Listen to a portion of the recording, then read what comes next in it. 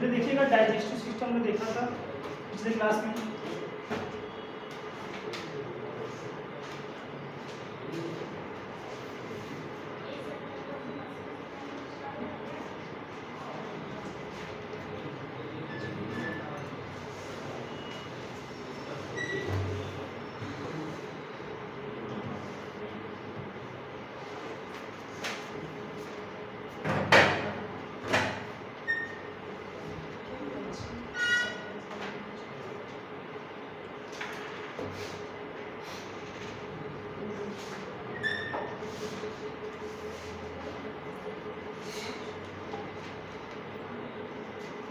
तो देखिएगा digestive system, पाचन तंत्र, पिछले क्लास में देखा था हमने। टीथ के बारे में समझा था। बताइए दांत के अध्ययन को क्या कहते हैं? ओडोंटोलॉजी। दांत के डॉक्टर को अगर आपसे पूछ लिया जाए बच्चों के दांतों की संख्या कितनी है? 20। बच्चों के दांत में कौन से दांत के प्रकार नहीं होते? प्रीमोलर नहीं होता। ठीक। बच्चों के जो दांत होते हैं उसको बोलते हैं क्या? टेम्पोररी टीथ, अस्थायी टीथ। क्यों? क्योंकि एक बार टूटेगा फिर से निकलेगा। तो बताइए कितने दांत ऐसे हैं जो जीवन में 2 बार निकलते हैं? 20 दांत जो मिल्क वाले टीथ हैं, गिरेंगे फिर से यही निकलेंगे। ठीक। कितने दांत ऐसे हैं जो जीवन में 1 बार निकलेंगे? 12। ठीक। तुमने दांत देखा था, दांत के प्रकार देखे थे। अब बात करते हैं दांत के संरचना, टीथ के स्ट्रक्चर की बात।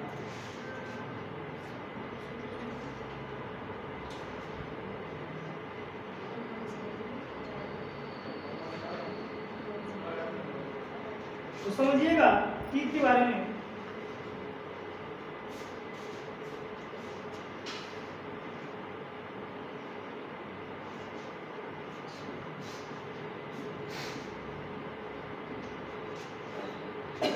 टीथ का जो ऊपरी भाग होता है, दांत का जो सबसे ऊपरी वाला भाग होता है जिसका नाम है क्या? इनेमल।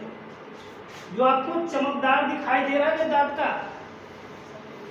जो सफेद दिख रहा है ना, उसका नाम क्या है? इनेमल।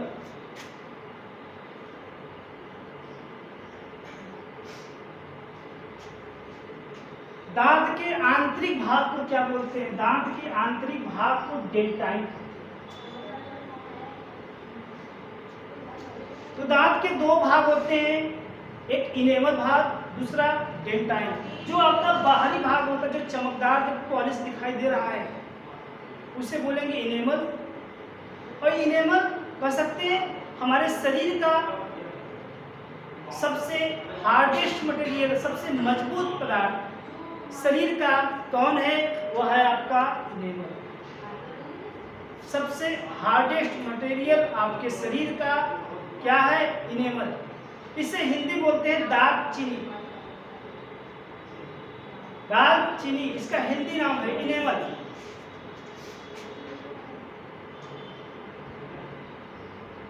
अब बात समझिएगा, ये दुनिया का कह सकते हैं, आपका कह सकते हैं हमारे शरीर का सबसे मजबूत भाग होता है। और ये बना किसका होता है? दांत किसका बना होता है? दांत बना होता है कैल्शियम का और फास्फोरस का। दांत किसका बना होता है? कैल्शियम का। तो जो दांत का सबसे ऊपरी वाला भाग है इनेमल, यह बना होता है ट्राई कैल्शियम फॉस्फेट का। Try calcium phosphate. लेकिन जो डेंटाइन होता है सिर्फ कैल्शियम फॉस्फेट का बना होता है। देखिएगा यह इनेमल है, सबसे मजबूत होता है। क्यों? देखिएगा इसमें कैल्शियम एक ही है, इसमें 3 कैल्शियम और 1 फास्फोरस, तो जाके इनेमल। तो कह सकते हैं इनेमल दांत का सबसे मजबूत भाग होता है। तो कह सकते हैं इनेमल शरीर का सबसे मजबूत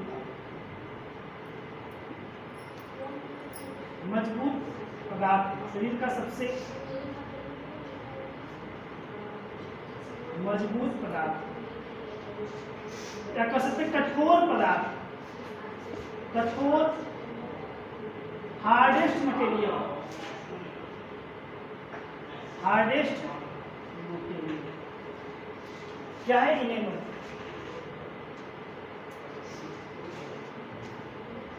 तो बना किसका होता है? ट्राई कैल्शियम फास्फेट का बना होता है, सिर्फ कैल्शियम फास्फेट होता है।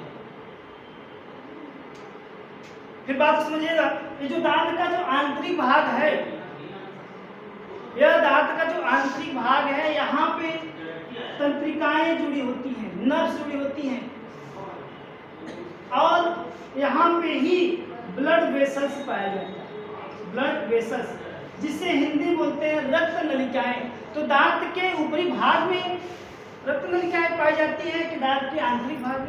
दांत के आंतरिक भाग, दांत के आंतरिक भाग में यहाँ पे तंत्रिकाएं पाई जाती हैं, नर्व्स, और ब्लड वेसल्स, रक्त नलिकाएं पाई जाती हैं। तो जब भी क्या होता है, देखिएगा, जब भी दांत में कीड़े लग जाते हैं तो उसमें क्या होता है, दांत का जो ऊपरी भाग है, इनेमल भाग, वह नष्ट हो जाता है, और जैसे वो कीड़ा क्या काम करता है, आपके डेंटाइन भाग तक पहुंचता है, तो क्या करती है, यहाँ से नर्व्स जुड़ी होती है, तंत्रिकाएं।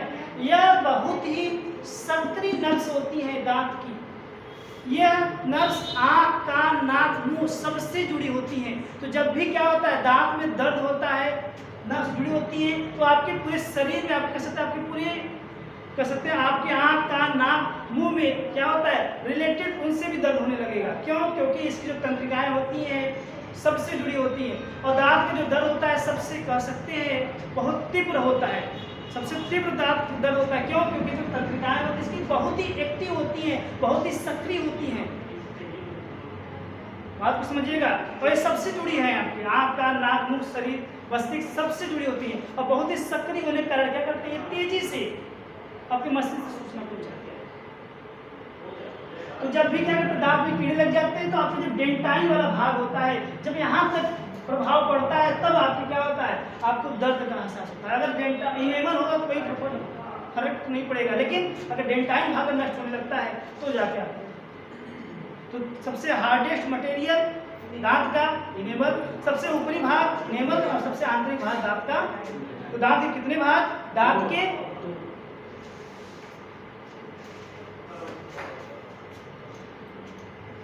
इसको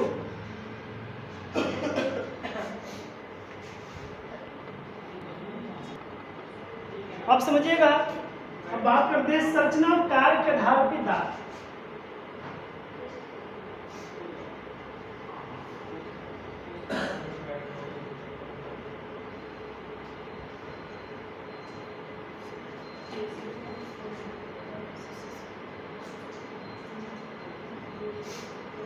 संरचना और कार्य के आधार पर दांत।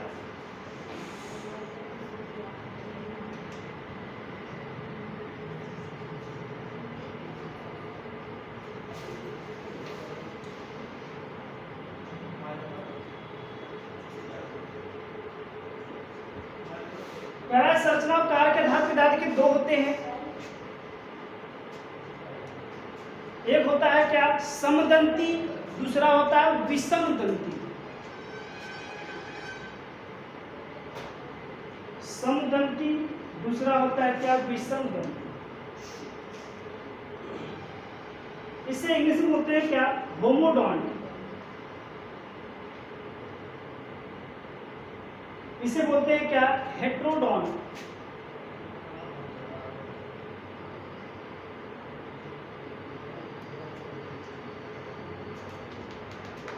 तो सही समझिएगा, होमोडोंट क्या है। देखिएगा, होमो और डॉन्ट, डॉन्ट मतलब क्या, दांत, होमो मतलब समान। अगर ऐसे जीव जिसमें जिसके जबड़े में सिर्फ एक ही प्रकार के दांत हों, ऐसे जीव बोलते हैं क्या, समदंती जीव। ऐसा कोई जीव है जिसमें या तो इंसीजर ही पाया जाए, या कैनाइन ही पाया जाए, या सिर्फ प्रीमोलर ही पाया जाए, या मोलर ही पाया जाए। तो ऐसा जीव जिसमें इन दांतों में से कोई एक दांत पूरे जबड़े में पाया जाए, ऐसे जंतु को बोलते हैं क्या, समदंती। तो इसका एग्जाम्पल है, ऐसे कौन से है, तो मछली। मछली में सिर्फ एक ही प्रकार की दांतें होती हैं, इसका एग्जाम्पल है क्या? मछली।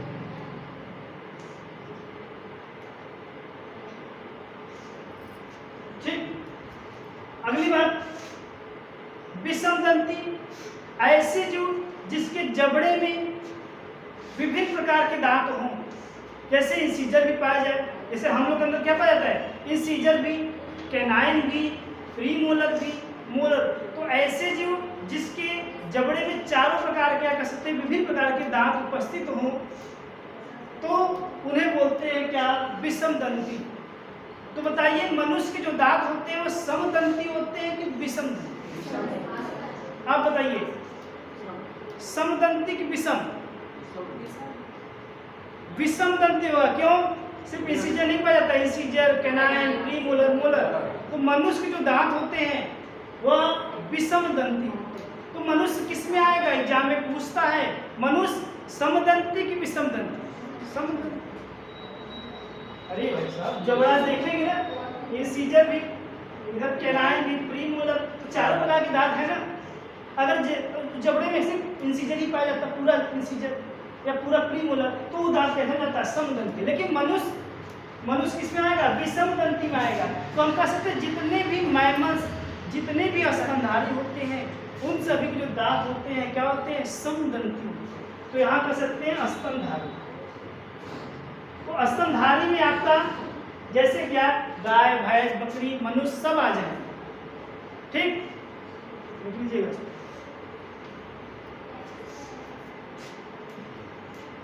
चलिए अब देखिए, दूसरा आर्गन में बात करते हैं। टीथ हमने देख लिया, बताइए टीथ देखा हमने। डेंटल फार्मूला बताइए,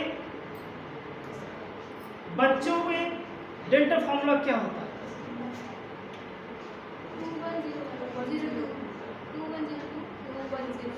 2102 2102। 17 वर्ष के बच्चों में 2122 और 25 वर्ष के 2123। सबसे लास्ट में कौन सा दांत निकलता है? अक्कल दांत, जिसका नाम है विस्डम टीथ। ये निकलता कब है? 20 से 25 वर्ष में ये निकलता है। बताइए दांत का कौन सा प्रकार है? इंसीजर है, कैनाइन है, प्रीमोलर की मोलर है? मोलर। लास्ट में मोलर पीछे निकलता है ना, मोलर है ना। तो कह सकते हैं आपका जो विस्डम टीथ होता है दांत के कौन सा प्रकार का होता है? विस्डम टीथ का होता है, जो मोलर। चलिए अब देखेंगे क्या, मुख में दूसरा अंग जो होता है क्या नाम है? जीभ, जिह्वा, टंग की बात करेंगे।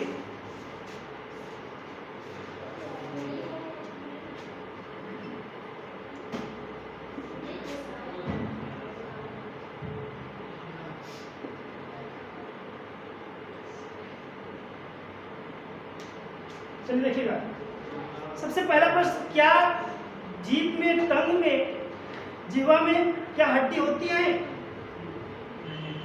लेकिन यहाँ पे जो जीभ है ना, जिह्वा एक हड्डी से जुड़ी हुई है। उस हड्डी का नाम क्या है? उस हड्डी का नाम है हायोड। क्या नाम है? हायोड हड्डी ही आपके जीभ को, आपकी जिह्वा को पकड़ के रखी होती है।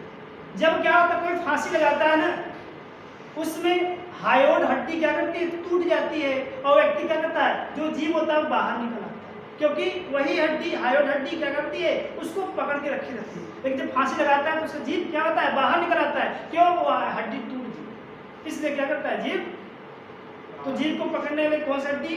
हायोड। जीभ में कोई भी बोन्स नहीं पाए जाते, सिर्फ मसल्स पाए जाते हैं। जीभ एक प्रकार का संवेदी अंग भी है, इससे हमको टेस्ट का पता चलता है। तो इसमें कह सकते हैं, इसमें क्या पाए जाते हैं? जीभ में स्वाद कलिकाएं पाई जाती है। अब बात को समझिएगा, स्वाद कलिकाएं बोलते हैं क्या इंग्लिश में? Taste bud, taste buds. तो जो स्वाद कलिकाएं पाई जाती हैं, यह लड़कों में पाई जाती है 6 से 8 हज़ार, और लड़कियों में पाई जाती है 10,000। इसमें लड़कियां क्या होती है? चटकोरी होती है, हमेशा कुछ न कुछ खाने लगती है। क्यों? क्योंकि उसमें स्वाद कलिकाएं ज्यादा मात्रा। बात समझ आ रही? अब बात करते हैं जीभ के कौन कौन से भाग में कह सकते हैं टेस्ट का पता चलता है। तो चलिए देखा जाए, जीभ का जो अग्र वाला भाग है, अग्र वाला भाग, यह मीठा टेस्ट देता है। जीभ का जो लास्ट वाला भाग होता है, पीछे वाला, वह कड़वा देता है। पार्श्व भाग जो होता है वह कह सकते खट्टा देता है, सोर्स खट्टा, और जो इधर वाला भाग होता है ये देता है नमकीन। अग्र भाग मीठा, पश्च भाग कड़वा, पार्श्व भाग खट्टा, और कह सकते हैं आपके इधर जो क्षेत्र में नमकीन। अब बताइए तीखा भाग कहाँ होता है? तीखा भाग भी नमकीन जो है आपका और खट्टा इसी के बीच में पाया जाएगा। तो देखे होंगे आपको, जब कोई व्यक्ति क्या करता है, चीनी खा लेता है, मिर्ची खा लेता है, क्या होता है उसको बहुत सी जैसे आवाज निकलता है। तो दांत को जो आपका जो इधर वाला भाग है, दांत जहाँ जुड़े होते हैं, यही से क्या करता है, यही पे वाले भाग पे ही क्या काम करते हैं, तीखा भी लगता है। तो अगर किसी को मिर्ची खा लिया है, उसको तीखा लग रहा है, अगर उसको तुरंत ठीक करना है तो सबसे बेस्ट उपाय है या तो उसको उस स्थान पे घी लगा दीजिएगा, मक्खन लगा दीजिएगा या कच्चा दूध लगाएगा, तुरंत ही उसको रिलीफ मिल जाएगा। लेकिन ऐसे क्या करते हैं लोग, चीनी को खा लेते हैं, चीनी खाएंगे और बढ़ जाएगा। तो चीनी तो यहाँ नहीं से करेगा, बात समझिएगा। कभी सीसी बंद नहीं होता, लेकिन तुरंत बंद करना है। घी मक्खन आया आप कर सकते हैं, कच्चे दूध का तुरंत का तुरंत सीसी होना बंद। क्यों? क्योंकि इस वाले भाग होता है जहाँ आपको मिर्ची लग रही है। तो जैसे शरीर के ऊपरी भाग में कहीं कड़वाहट लगती है, बिल्कुल बिल्कुल सही हो सकता है। बात समझ आ रही? चलिए बना लीजिए इसको।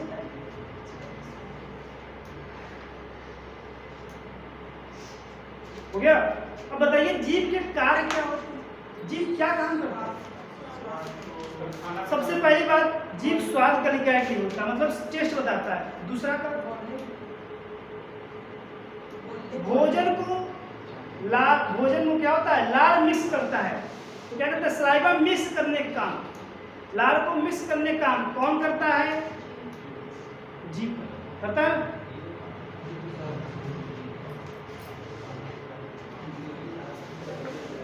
और क्या करता है, भोजन को पचाने में मदद करता है, दांत की सुरक्षा भी करता है। कुछ खा लेते हैं क्या, कहीं फंस जाता है तो जीभ भी क्या करता है, ऐसा थोड़ी ना हाथ से निकालते हैं उसको, तो जीभ भी सुरक्षा करता है, तो दांत की सुरक्षा भी करता है। बात समझिएगा। भोजन को लार में आने में मदद भी करता है और स्वाद भी। तो इस जीभ के क्या है, तो चलिए अब जीभ का हमने देख लिया। अब बात करते हैं, देखिएगा माउथ, मुख में दो ऑर्गन कौन कौन से, एक तीत था, एक जीभ था, हमने देख लिया। ठीक, अब बात कर रहे हैं किसके, मुख में ही क्या निकलता है, लार निकलता है, सलाइवा निकलता है। तो चलिए पहले बात किया जाए सलाइवा क्या होता है, सलाइवा का पीएच क्या होता है, इसके बारे में समझते हैं। तो चलिए इसके नोट हो गया नहीं, चलिए सलाइवा देखिएगा। इसके जितने भी पीडीएफ है आपको, इसको पीडीएफ के माध्यम से आपको प्रोवाइड कर दिया जाएगा। यहाँ सिर्फ आपको नोट करना, सिर्फ समझना है, ठीक है। बाकी पीडीएफ के साथ आपको चित्र के माध्यम से आपको पूरा फिगर के साथ आपको दिया जाएगा, ठीक है। इसको आपको मिल जाएगा, आप लोग समझिए।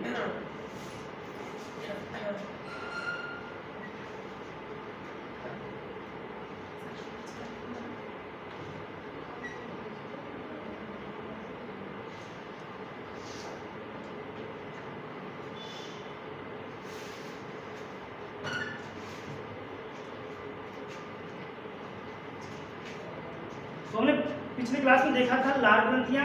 लार ग्रंथियां कितनी होती हैं, लार ग्रंथियां 3 थी। सबसे बड़ी लार ग्रंथि पैरोटी जो कान के पास पाई जाती थी, सबसे छोटी सबलिंगुअल जो जीभ के नीचे पाई जाती थी, 3। तो तीनों जो लार ग्रंथियां हैं इनका काम क्या होगा, लार ग्रंथियां तो लार कैसे करेंगे, सलाइवा कैसे करेंगे। तो चलिए देखा जाए, लार सलाइवा सबसे पहले बात करते हैं जो लार है, सलाइवा है, इसका पीएच वैल्यू कितना होता है? अम्लीय होता है, क्षारीय होता है? इसका जो पीएच वैल्यू होता है ये 6.8, 7 से कम है तो अम्लीय, हल्का अम्लीय। फिर समझिएगा, जब हम लोग क्या करते हैं, भोजन नहीं खाए हुए रहते हैं, उस समय मुख का पीएच होता है,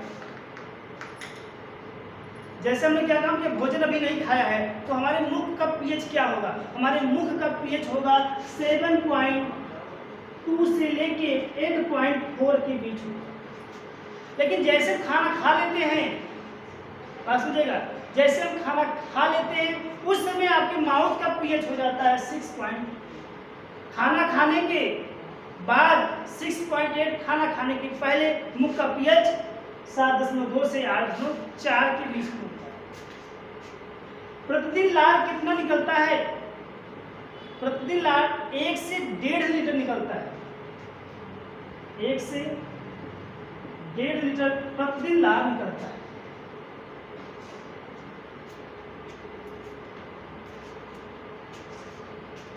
कुछ तो आप और समझिएगा, इस लार में समझिएगा 90% या कह सकते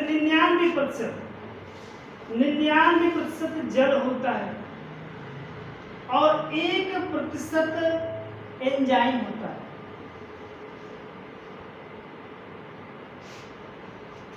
99% जल लार में और 1% एंजाइम। अब कौन कौन एंजाइम होते हैं लार में? लार में 2 एंजाइम होते हैं। सबसे पहला एंजाइम है जिसका नाम है टाइलिन एंजाइम। क्या नाम है? टाइलिन। टाइलिन एंजाइम को बोलते हैं क्या? Salivary amylase enzyme.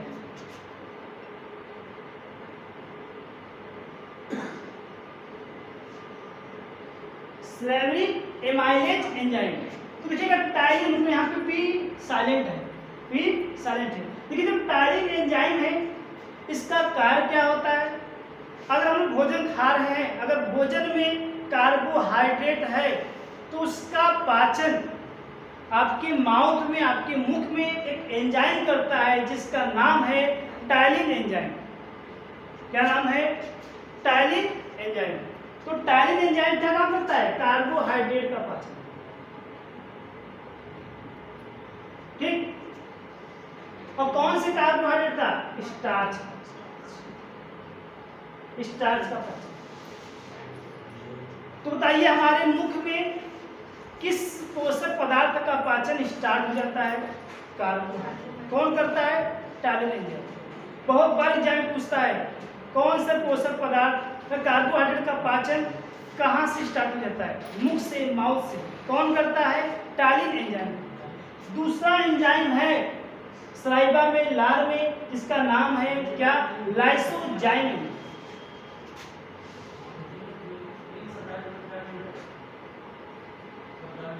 Lysozyme enzyme. ये जो लाइसोजाइम एंजाइम होता है इसका कार्य क्या होता है? जैसे आपने भोजन ग्रहण किया, अगर उस भोजन में जीवाणु है, वायरस है, तो उनको मारने में मुख में ही क्या करता है? लाइसोसोम मदद करता है। तो मुख में जीवाणुओं को मारने के लिए कौन मदद करेगा? लाइसोसोम। कर सकते सूक्ष्म जीवाणुओं को मारने के लिए,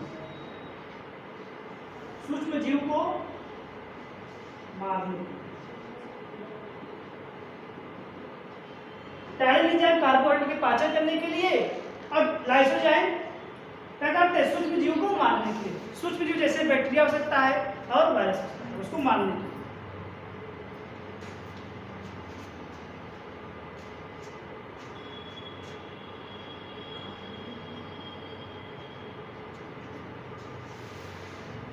नोट करिएगा।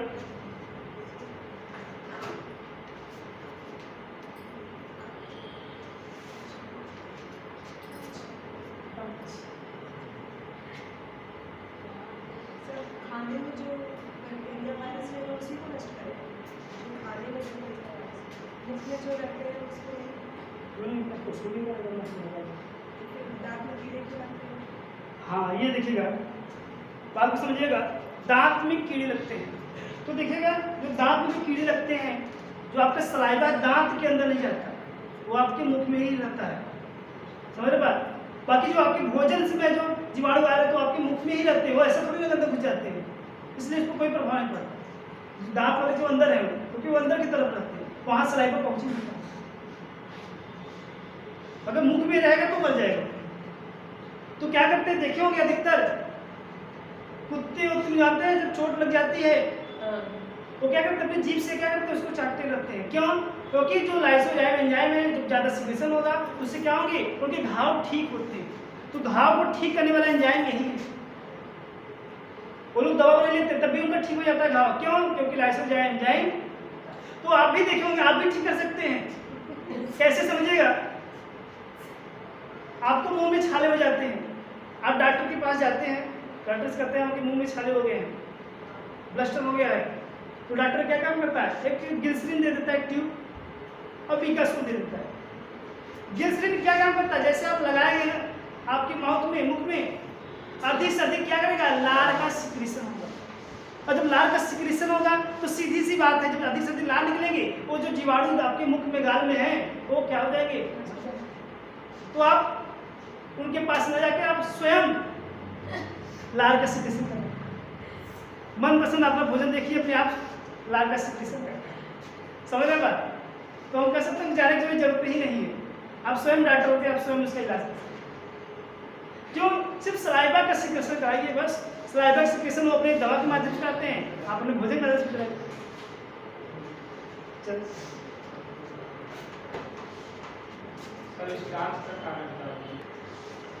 नेक्स्ट हम बताने जा रहे हैं क्या, बहुत इंपॉर्टेंट, जो आपके एग्जाम से बहुत ही महत्वपूर्ण होता है, जिसका नाम है क्या, डाइजेशन स्टेप, पाचन के चरण।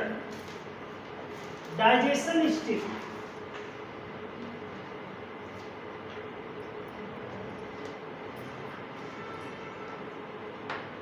पाचन के चरण।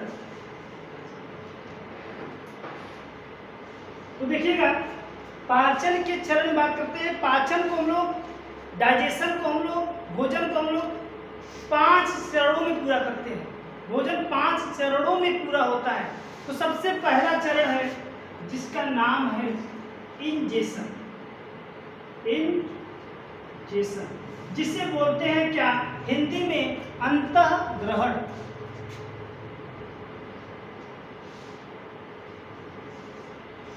अंतःग्रहण। अगला फिर डाइजेशन। डाइजेशन बोलते हैं पाचन। अगला स्टेप एब्जॉर्प्शन।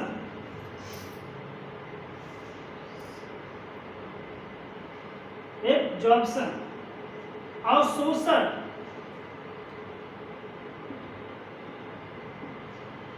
चौथा स्टेप एसिमिलेशन। एसिमिलेशन स्वांगीकरण। पांचवा स्टेप इजेक्शन। इजेक्शन मल त्याग। मल त्याग। तो 5 स्टेप होते हैं। भोजन को पचाने के लिए 5 चरणों से गुजरना पड़ता है। पहला है आपका इंजेक्शन, डाइजेशन और शोषण, स्वांगीकरण, मल त्याग। तो देखिए आपके एग्जाम में कैसे प्रश्न पूछेगा, प्रश्न ये कहेगा पाचन के चरण होते हैं, ठीक है, इसमें ऑप्शन दे देगा पहला, जैसे अगर पहला ऑप्शन दे दिया गया, पहला एसिमिलेशन, फिर नेक्स्ट ऑप्शन दिया गया इजेक्शन, फिर एब्जॉर्प्शन, फिर लास्ट में डाइजेशन, फिर लास्ट में इंजेक्शन। पहला ऑप्शन। दूसरा मतलब पाचन किस क्रम में होते हैं, फिर दूसरा ऑप्शन दे दिया इंजेक्शन, डाइजेशन, एब्जॉर्प्शन, एसिमिलेशन, फिर इंजेक्शन। तो बताइए कौन सा स्टेप मारेंगे। 5 चरणों में होते हैं, और क्रम से होते हैं, तो कौन सा ऑप्शन पहला मानेंगे दूसरा? दूसरा। सबसे पहले होता है इंजेक्शन, फिर डाइजेशन, फिर एब्जॉर्बेशन, फिर एसिमिलेशन, फिर इजेक्शन। तो भोजन के 5 चरण होते हैं और निश्चित क्रम में होते हैं। तो चलिए देखिएगा, सबसे पहले बात करते हैं इजेक्शन, जिसे बोलते हैं अंतःग्रहण किसे कहते हैं। तो बात को समझिएगा, इजेक्शन अंतःग्रहण भोजन को उठाकर, भाई भोजन रखा ना, भोजन को उठा के आपके मुख में रखना ही क्या कहलाता है? इंजेक्शन। अंतःग्रहण, अंतः मतलब अंदर, ग्रह मतलब भोजन, भोजन को अंदर रखना ही क्या कहलाता है? अंतःग्रहण। बस भोजन को उठा के, पहला स्टेप ये होगा, भोजन उठा कर मुख में रखिए, अब मुख में रख दिया, उसको क्या बोलेंगे? उसको बोलेंगे अंतःग्रहण। भोजन अंदर आया, अब भोजन अंदर आया तो आपके मुख में आया। फिर देखिएगा उसके बाद फिर दूसरा स्टेप होता है डाइजेशन, पाचन। अब भोजन अंदर आ गया तो क्या करेंगे? दांत, सलाइवा और जीभ क्या करेंगे? भोजन को पचाने में मदद करेंगे। तो बताइए भोजन का पाचन की शुरुआत कहाँ से हो जाती है? मुख से। भोजन का पाचन की शुरुआत कहाँ से हो जाती है? मुख से। बहुत बार पूछता है, भोजन के पाचन की शुरुआत आपके मुख से हो जाती है। उसके बाद देखिएगा, जैसे भोजन आया आपके माउथ में, आपके मुख में आया, अब मुख में सबसे पहले कौन से पोषक पदार्थ का पाचन होगा? ऑप्शन दिया रहेगा, प्रोटीन का, कार्बोहाइड्रेट का, वसा का, कि विटामिन का। किसका पाचन होगा मुख में? अभी मैंने बताया कार्बोहाइड्रेट का पाचन होगा। कौन करेगा? टाइलिन एंजाइम करेगा। कौन करेगा? Ptyalin enzyme. तो कार्बोहाइड्रेट आया, कार्बोहाइड्रेट को तोड़ने का काम कौन करेगा? आपका मुख करेगा। और मुख में जो लार होता है, सलाइवा होता है, सलाइवा जो एक एंजाइम पाया जाता है जिसका